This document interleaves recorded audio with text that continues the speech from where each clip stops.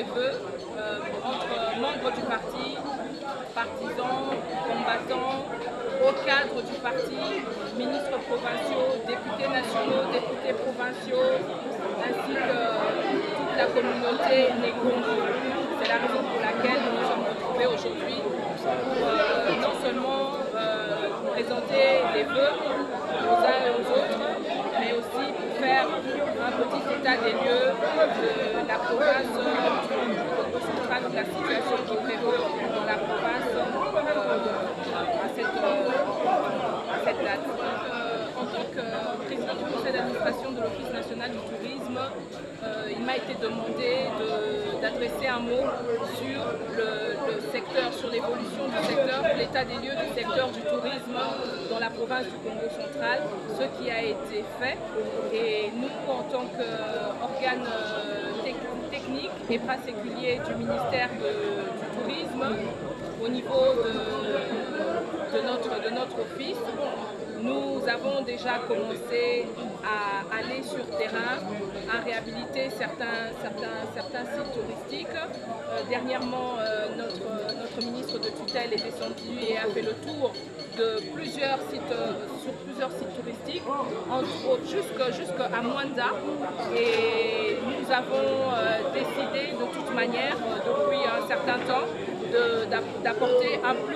une valeur ajoutée et de faire ressortir encore plus la richesse touristique, toutes les richesses touristiques que nous possédons dans la province du Congo central, qui n'est pas non seulement à négliger, mais qui n'est pas à ignorer, c'est connu de tous, car la province du Congo central regorge de plusieurs richesses, de plusieurs sites, et tellement nombreux que nous avons 170. Donc en partant de la capitale de Kinshasa, à l'entrée du Congo central, jusqu'à l'embouchure du fleuve Congo, jusque même à Mwanda, nous comptons aujourd'hui plus de 170 sites touristiques qui doivent être réhabilités, qui doivent être présentés, qui doivent être valorisés, et nous nous attelons à ça à petits pas pour pouvoir mener à bien cette mission qui nous a été confiée par le chef de l'État, le président de la République, qui tient à cœur et qui espère au secteur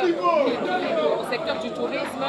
car c'est un secteur qui est un levier de développement important et par lequel nous pourrons voir l'économie non seulement de la province du Congo central, mais aussi de toute la RDC être relevée grâce à tout ce qui peut être produit de ce secteur. Effectivement, nous avons plusieurs grottes. Il n'y a pas que cette grotte-là de Banzamou, il y a plusieurs grottes. Nous avons les grottes de Logo aussi, et nous avons plusieurs grottes au Congo central, dans pratiquement tous les secteurs, dans tous les territoires. Alors,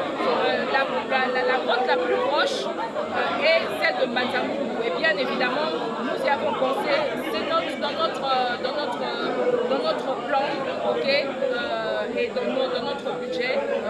dans les budgets prévisionnels, de pouvoir réhabiliter aussi ces grottes-là qui sont restées si longtemps en abandon et pour la tourisme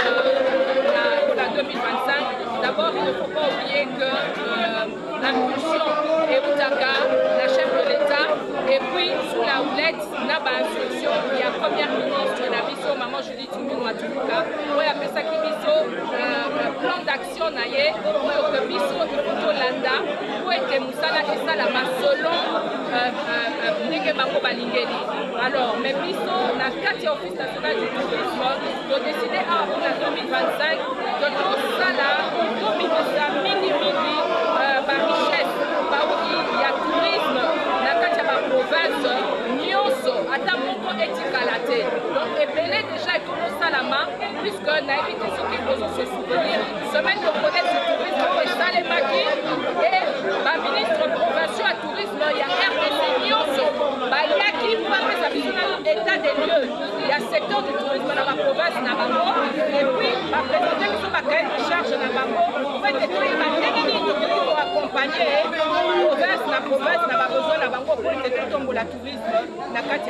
Merci beaucoup, madame.